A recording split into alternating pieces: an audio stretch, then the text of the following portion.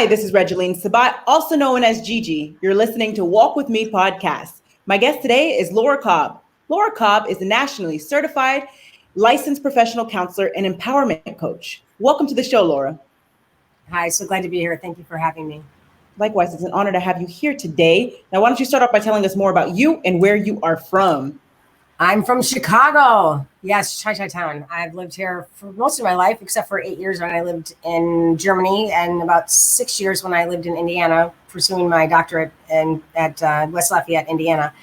I am a life coach and empowerment coach for women, actually, for high-achieving women looking for their purpose so that they show up in every boardroom, classroom, and bedroom authentically and equally dominant, in a sense that they own their voice, that they are craving to be heard, that they represent themselves and present themselves consistently in every fashion of their life. I'm also a licensed professional counselor, and I work primarily with couples, individuals, and in groups. I do group work as well. I love it. What inspired you to become an empowerment coach? Well, empowered people empower people. And for most of my life, I did not feel empowered. I felt actually so much out of power that I felt like I was out of control. So after I earned my second master's in counseling and personnel services, I completely spiraled out of control, and I needed to gain some semblance of power back in my life. And when I did that, when I, so to speak, crossed over to the other side, when I realized that I had the power in me the entire time, that I was able, and I'm able to offer women the ability to find that power within themselves. I guess it's like the way I work with my clients now is that I'm Glenda and they're Dorothy, that they always had the power, they just don't realize it. And I'm the vessel that helps them achieve that. That is absolutely amazing. Now, tell us more about the major challenges that you had to overcome in your life. Well, I lived a pretty much privileged life, relatively speaking, although I think it's Brene Brown who says that comparison is the bane of existence, and it's the bane of joy. And in hindsight, I felt very unseen as a child, bullied a lot, and I became a bully as a result of that, feeling out of control, no power. So I tried to gain that power back in some semblance, in any semblance I had. I was called fat and ugly for about the first 15 years of my life. My sister was the prom queen, and I was the typical, or I should say, the archetype of the redheaded stepchild, although I had great braces, glasses, and freckles at the same time. When I went off to college, I finally found that I could be seen in a way that nobody else in my family could, meaning I got addicted to school, literally. I was good at it. And I knew I was good at school initially when I was young. I didn't apply myself in the way that I could have. And I don't like to shit on anyone, including myself. Things turned out the way they needed to. So when I got to college, I excelled and I excelled and I excelled. And I stayed in college, and in hindsight, because I was afraid to grow up. I was afraid to be seen in the world. And it's interesting that all I wanted to do was be seen. And I was so afraid to be seen because I didn't know how to live. Think of a 28-year-old earning her PhD. She walks across, I work across the stage, and the dean says, as she shakes my hand, "Congratulations, Dr. Cobb." And I'm all like, "What? Oh, you're talking to me?" And for about 15 seconds, yes, I did it. And about the 16th second, when I sat down in the chair and I looked at all these other doctors and I said, "Where's the parade? Was that it?" So the journey, I realized it felt like, was worthless in the moment. And I was focused so much on the goal. And the goal was like an achiever's curse. Every subsequent accolade, promotion, and that this continued on into my professional career as well. Every additional scholarship, degree, it didn't matter. It was like a goal that was there. And I didn't enjoy the journey. I was vacant for my life. Absolutely inspiring. And tell us more about the journey of how you shifted your mindset from a negative mindset to a positive mindset in that moment. In that moment, it was just another opportunity to find something else that I was striving to fill that hole. I don't know who said it, it's a hole in the soul. And nobody knew. Everybody looked on paper and they saw me as this big achiever. And I thought, they don't even know. How can I felt like an imposter. I was afraid to be found out. And for the most part, at the time, it was like I was an imposter, that all other things besides the paperwork where I could provide documentation that I deserved everything that I got, everything that I worked for. And inside I felt so low and so little. And finally, once I achieved everything I ever wanted to professionally, academically, after I lived in Germany for 8 years, I was affiliated with the U.S. military, and I worked for a program called Family Advocacy. We oversaw the European footprint for domestic violence and child abuse and sexual assault. I was finally able to have a baby, and that was the epitome of the epic of finally. And what happened is that I had a complete and utter breakdown. I thought, is this all there is?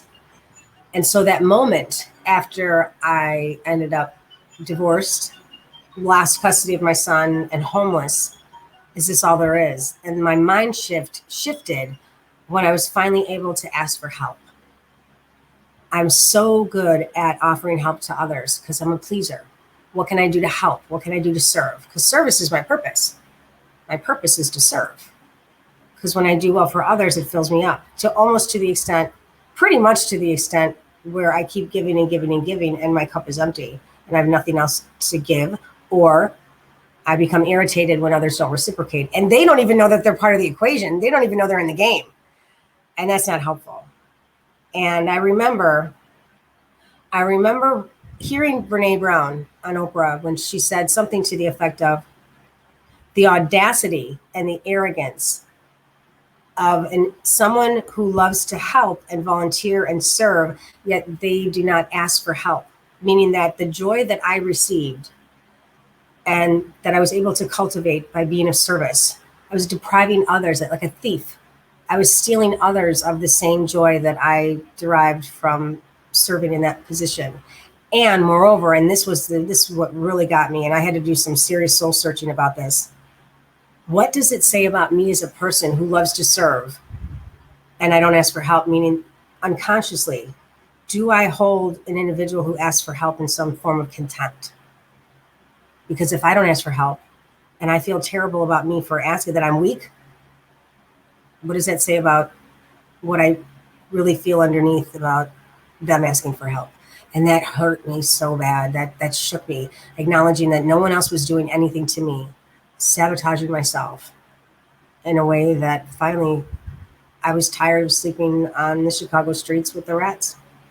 And things got better and better and better. And this mentality of how do I keep sabotaging myself? This is not helpful. If I'm a tasker, okay, I do so much. I'm so busy, but I'm not productive. Okay, that mind shift that shifted. I'm a high achiever. It doesn't mean anything. That's what I do and did. That's not who I am. And a pleaser to the extent that I give to others, but I don't please to myself. And I think growing up, it was more of what can you do to serve others at the detriment of being, I feel like a martyr almost. Look at me. And it came to a point where I said, I need me right now first. I have to, because if I'm going to make a change in my life and have any opportunity to make a change in somebody else's life or to be of service so they can make a change in their life, then I need to take a one down. And I stopped kneeling. And today I refuse to kneel I refuse to stand when anyone is forced to kneel, because I offer my hand up and help rise up. I know what it's like. I know what it's like to be on a cold stone slab and say, is this all there is? You've got to be kidding me. I can't do this anymore. And then I used to wake up in the morning saying, good God morning. And today I wake up saying, good morning, God. Amen. Amen. Very powerful and such an important message that you shared there. Ask for help. Ask for help. Thank you for sharing that with us. Now, can you tell us more about your experience as the former president of the European branch of the American Counseling Association? Great question. That was another role that I held as a volunteer. I had a board of governors. We're all on the same team. It was in addition to, I just graduated from Purdue. I earned my doctorate, and I was in a second master's. While I was working on my doctorate, I decided to start a second master's in counseling. Who does that? Nobody does that. So I thought, yeah, I'm working full time. I think, yeah, if they need help, sure, I'll be the president of the year. So yeah, I accepted that.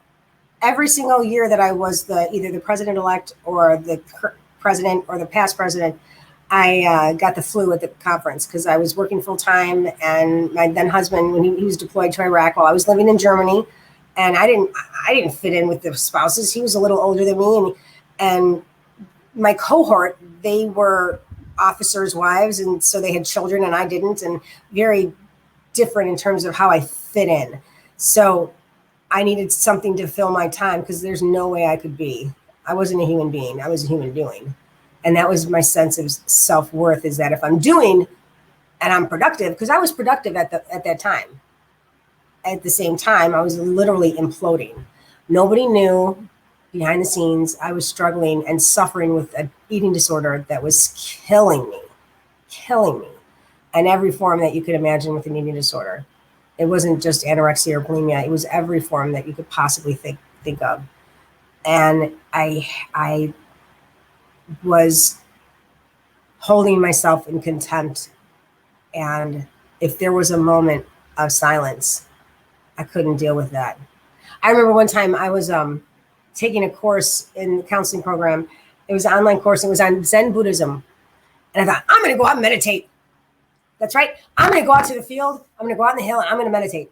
So I got there and I'm all, what's happening? Let's do something. Let's make it happen. And I remember the bees buzzing around and then the flies coming around. I was just judging the bees and the flies. And it dawned on me in a moment. I thought, bees buzz, flies fly. How could I possibly hold something in contempt that's their true nature? If I'm a human being and I can't be, that's supposed to be my nature. And I couldn't do that. I had to nurture, and it wasn't even nurture. I had to nurture. We nurture children. It's not their nature, their inherent nature. Human beings, that's our inherent nature, is that we're of worth. Human doings, that means I have to nurture, I have to do and create. And it was a sick mentality. So I couldn't even sit to meditate because I'm like, all right, I'm meditating now. I'm meditating, not helpful. So the mentality at that time is that that's just one other thing that's on my resume. It gets me in the door, but it's quite indicative of all the stuff that I had to have because I was so little inside. Very powerful. Now, what is your best advice to the audience for walking with purpose and living a life of happiness? God, that's such a great question.